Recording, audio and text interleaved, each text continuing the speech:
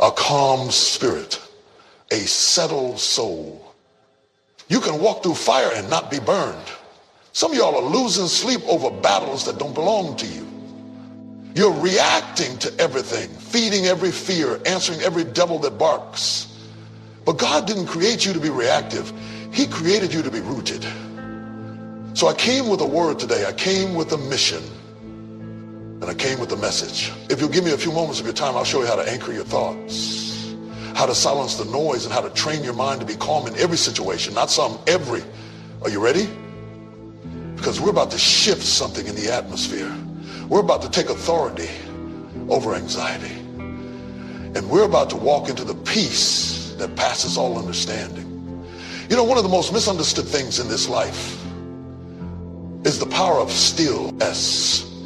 We live in a world that praises noise. It rewards the loudest voice in the room. It promotes hustle, chaos, and constant motion as if peace is something for the weak. But I came to tell somebody today, stillness is not weakness. Stillness is strength. Stillness is the sign that you know who you are and whose you are and whose you are.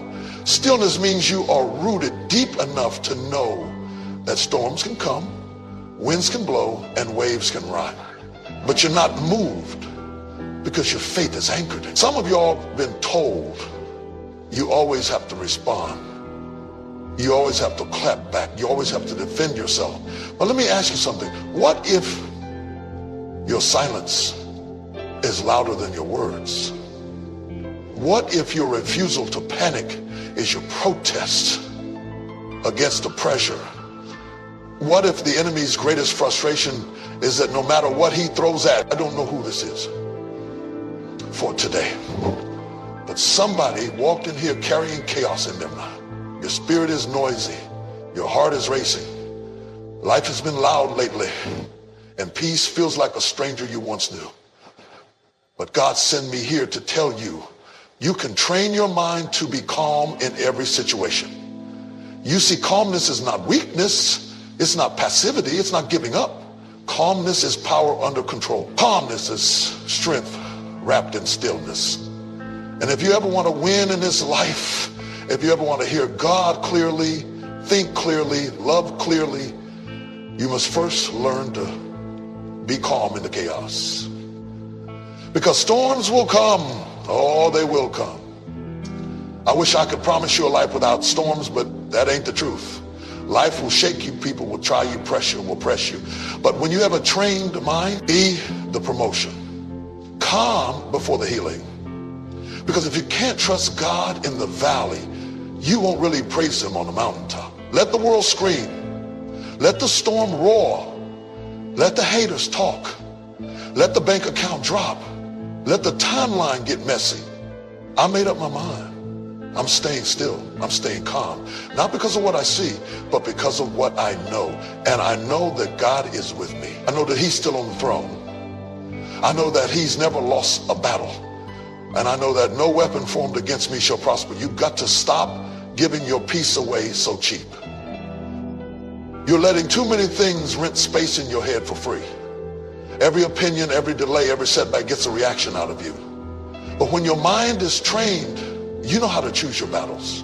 You don't fight every fire. You don't. You remain calm. See, when your mind is untrained, every little thing becomes a trigger. Somebody rolls their eyes at you, now your whole day is off. The bills pile up, and now you can't sleep. A delay happens, and suddenly you're doubting everything. That's a sign that your mind is being led by the moment instead of being rooted in the master.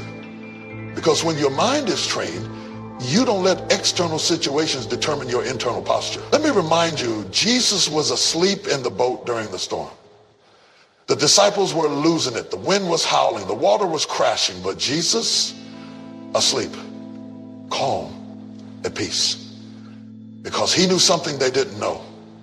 He had authority over the storm. And I came to tell you, when you know who walks with you, you don't panic over what's around you. When you know that God has never failed you, you can lay your head down in the middle of the fight and rest like it's already finished.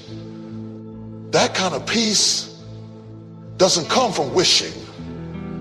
It doesn't come from pretending. It doesn't come from numbing yourself or distracting yourself. No, that kind of peace is trained. That kind of calm is built.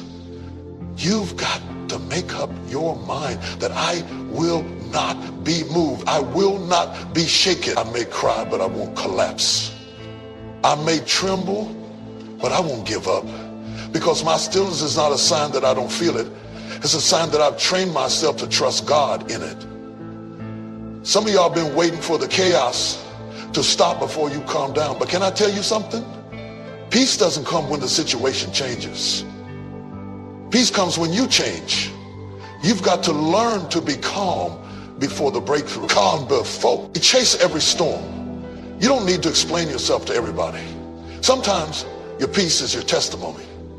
Sometimes your calmness is your clapback. Sometimes your silence is your sermon. There's power in being unbothered. Not because you're numb, not because you don't care, but because you've decided to protect your peace like it's sacred, because it is. You've decided that nothing and no one is worth your sanity. You've decided that no storm will seal what God gave you. You've decided that even if the world is shaking, your soul is secure. And here's the real truth. When you are calm, you can hear God better. You can think clearer. You can discern what's real and what's noise. You can separate fear from faith, emotion from wisdom, pain from purpose. But you've got to quiet your spirit long enough to listen. Here, I'm talking about putting the word of God in your mouth before the lies of the world get in your ears. You can't just react when things fall apart. You've got to build a life that's rooted in peace, rooted in truth, rooted in discipline, so that when the storm comes, it finds you already grounded. That's what spiritual training looks like. It's not dramatic, it's not flashy. It's consistent. You train your mind by shouting into the storm. You train your mind by sitting in stillness and learning how to hear God whisper. You train your mind by telling yourself the truth over and over again until it drowns out every lie. You train your mind by choosing to focus on what's eternal instead of what's urgent. Because everything urgent is not important. Everything loud is not powerful. And everything scary is not real. God ended. We're spiritually reactive. We wait until we're panicking to pray. We wait until we're hurt to listen. We wait until everything's falling apart before we try to stand firm. But let me tell you something. Peace is a discipline. Calmness is a muscle. And if you don't strengthen it in private, it will collapse in public. Every moment you spend in worship is not wasted. Every time you say no to the flesh and yes to the spirit, you're training your mind. Every time you resist the urge to lash out and instead sit in the presence of God, you're building calm. You're telling your soul, we don't live by feelings. We live by faith. And don't get discouraged if it doesn't happen overnight. Training takes time. Your thoughts have patterns. Your reactions have history. But just like a muscle, the more you work on it, the strong. When your mind is untrained, you can't tell the difference. That's why you need to do the work before the weight hits. You need to plant peace deep in your spirit so it can't be uprooted by pressure.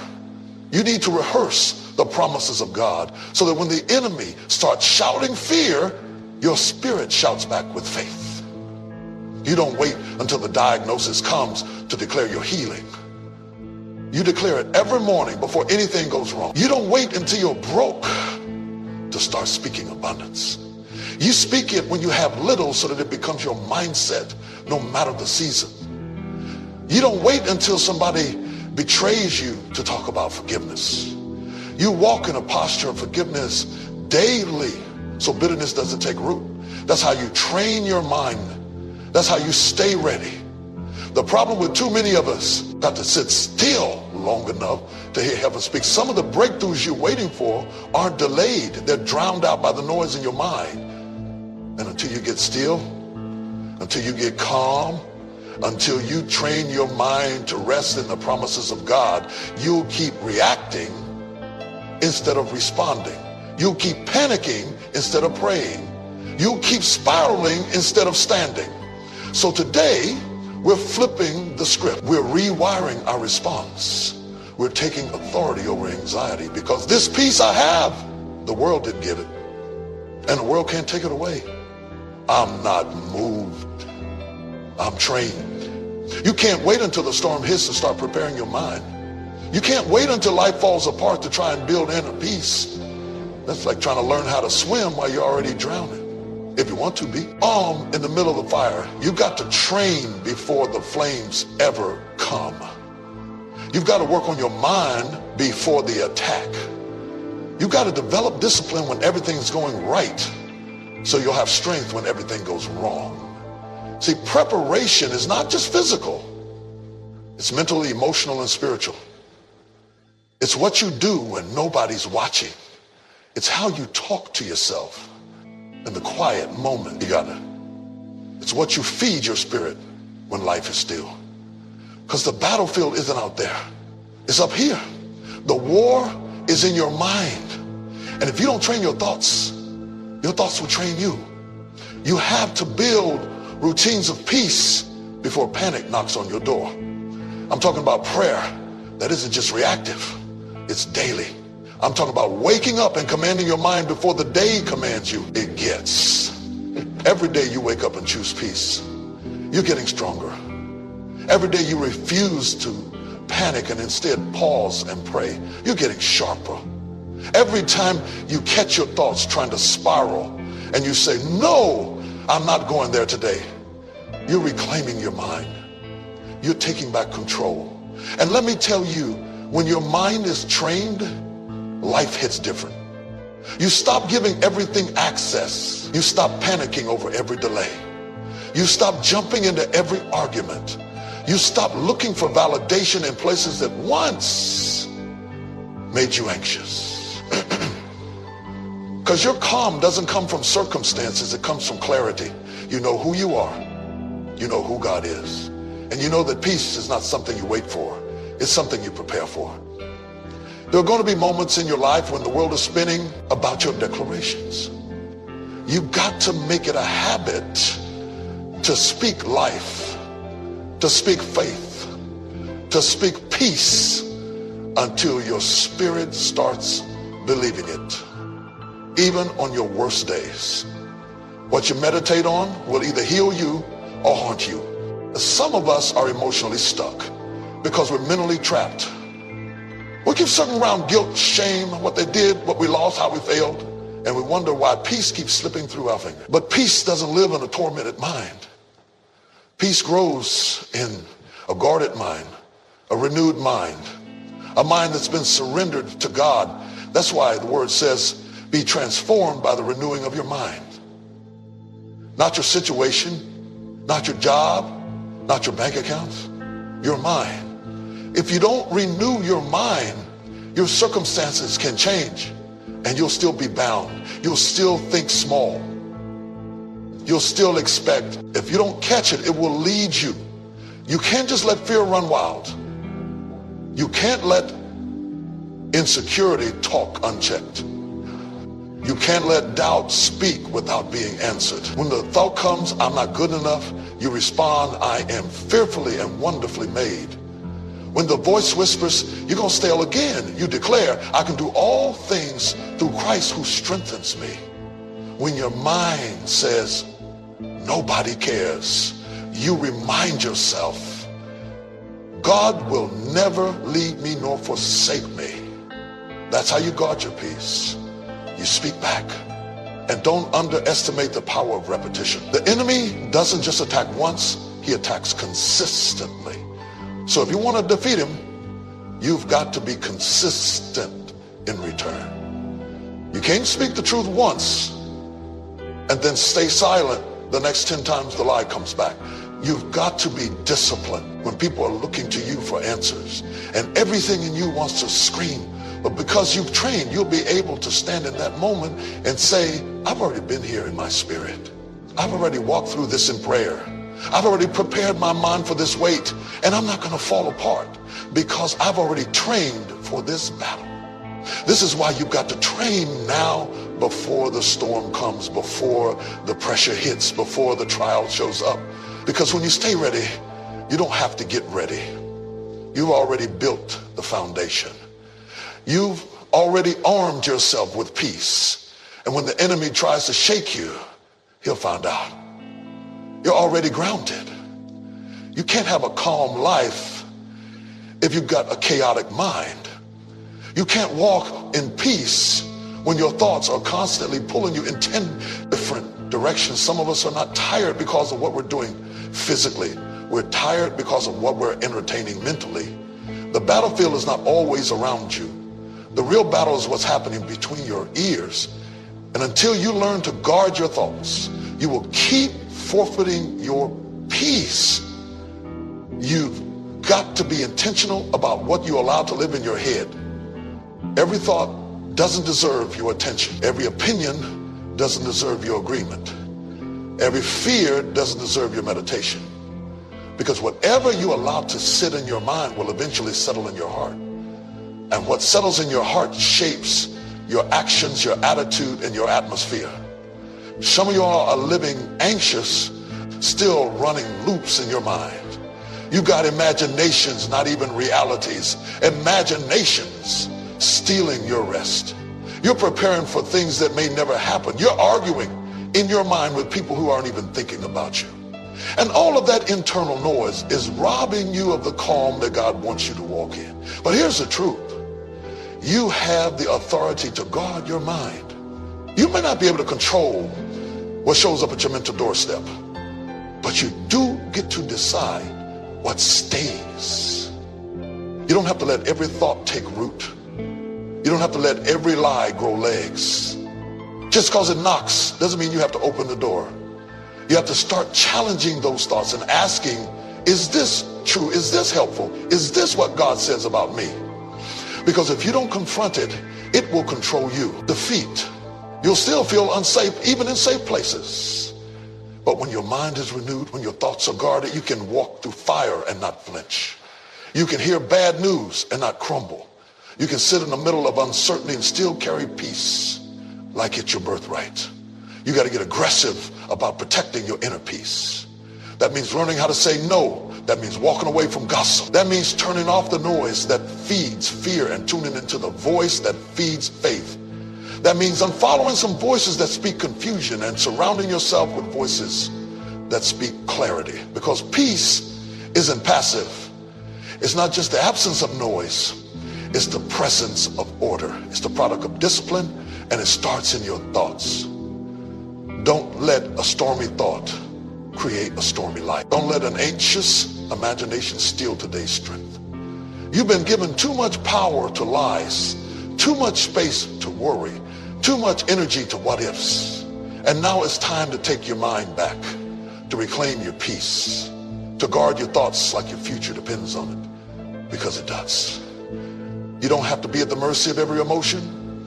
You don't have to ride every wave of fear. You don't have to keep rehearsing defeat when God has spoken victory. Train your thoughts, guard your peace. And when the enemy comes knocking, let him find a mind that is calm, covered, and completely convinced that God is still in control. There comes a point in your life when you have to make a decision, not an emotional one, not a circumstantial one, but a spiritual decision. That no matter what happens, you will trust God completely. Not halfway, not when it makes sense, not only when things go your way. I'm talking about a settled, unwavering, deep down in your soul kind of trust that says, even if I don't understand it, even if I don't like it, even if it hurts, I still believe God is working. Because the truth is, trust is what anchors calm. You can't be calm in the storm if you don't believe the one who controls it. You can't rest if you secretly think God forgot about you. You can't walk in peace if deep down you're convinced that things are going to fall apart at any moment. Calmness is the fruit of trust. It's not about how quiet the world gets. It's about how convinced your spirit is that God is still good, even in the dark. Sometimes God doesn't change the situation because he's trying to change your response. It's not always going to, not always a feeling. There are going to be days when everything in you wants to panic, but your spirit has to rise up and say, no, I trust him. I don't have to understand it to believe he's working it for my good. That's the kind of trust that sustains you. That's the kind of trust that calms the chaos inside. That's the kind of trust that gives you a supernatural kind of stillness, even when all hell is breaking loose around you. You can't say you trust God and still try to control everything. You can't say you trust him and then worry yourself sick trying to manipulate the outcome. Trust means you surrender the pen. You stop trying to rewrite the story and start letting him lead.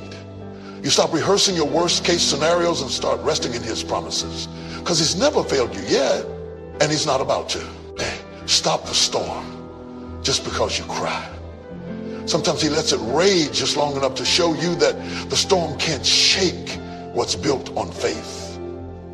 You've got to trust that God knows what he's doing even when you don't see the full picture.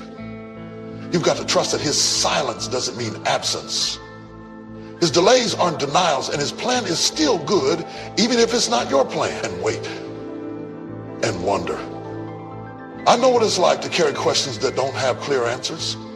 I know what it's like to stand at a crossroads and not know which way to turn. But let me tell you what I've learned. Peace is not the absence of uncertainty. Peace is the presence of God in the middle of uncertainty. And the more you trust him, the calmer you become. Trust is a choice. Some of us trust God for salvation, but not for provision. We trust him with eternity, but not with today. We trust him with our souls, but not with our situation. But God didn't call you to half trust him. He wants your whole heart. He wants your full surrender. Not because he needs control. He already has it, but because you need the release. You need the freedom that comes from letting go. You need the peace that comes from saying, I don't know how, I don't know when, but I know who. When your trust is in God, you don't have to panic about people. You don't have to chase validation.